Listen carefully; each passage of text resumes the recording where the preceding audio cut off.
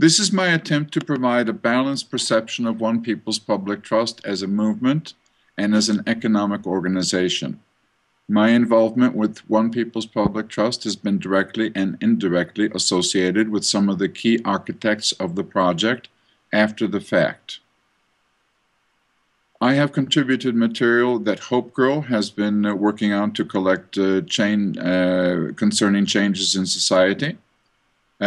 Several of the individuals associated with information coming from OPPT have been and indeed are still a part of what I consider my network of like-minded people.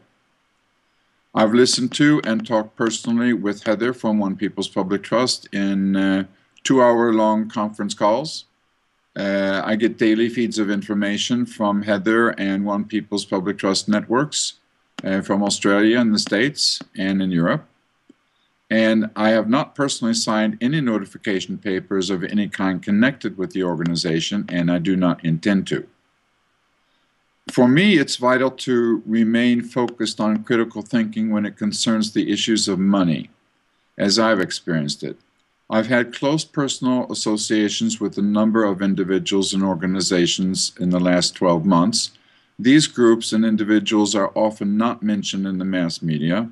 They are Divine Province, One People's Public Trust, the Freedom Movement with Drake and Neil Keenan, the Black Dragon Society with Moloch Hughes, Adnan Sakli, the global underwriter and owner of BIS.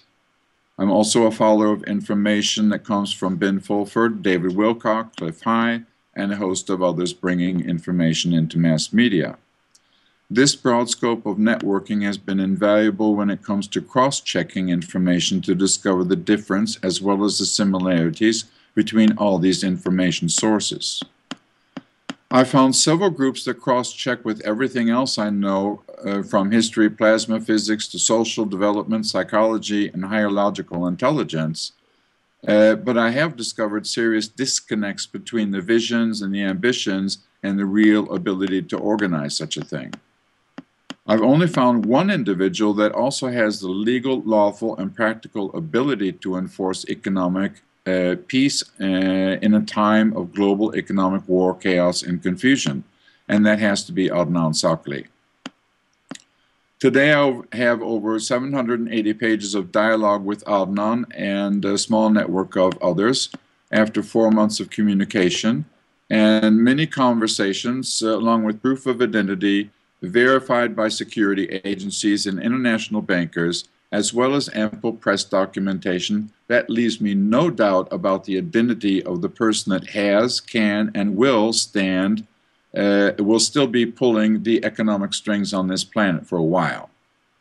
His agenda is to give the power of money back to the people in an organized fashion through a new United Nations.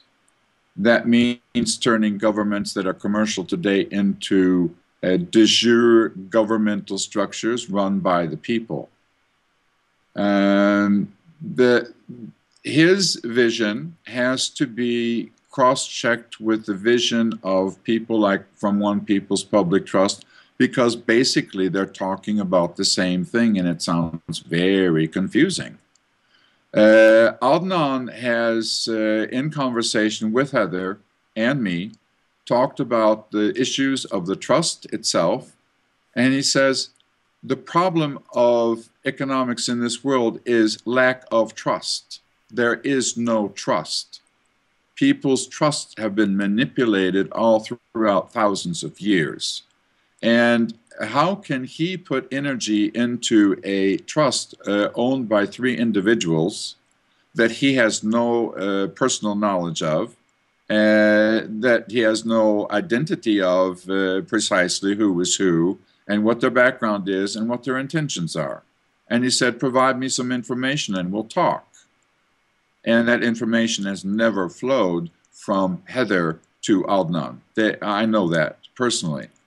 She is the kind of person that is very good at communication in the kind of words from a neurolinguistic trainer's perspective, as what I have certification for. I would say conversational hypnosis. Yeah. She talks in very general terms about love and the truth and all this, but when you talk about truth, you also have to talk about personal truth, emotional honesty, and I do not get emotional honesty from Heather. Never have, never will.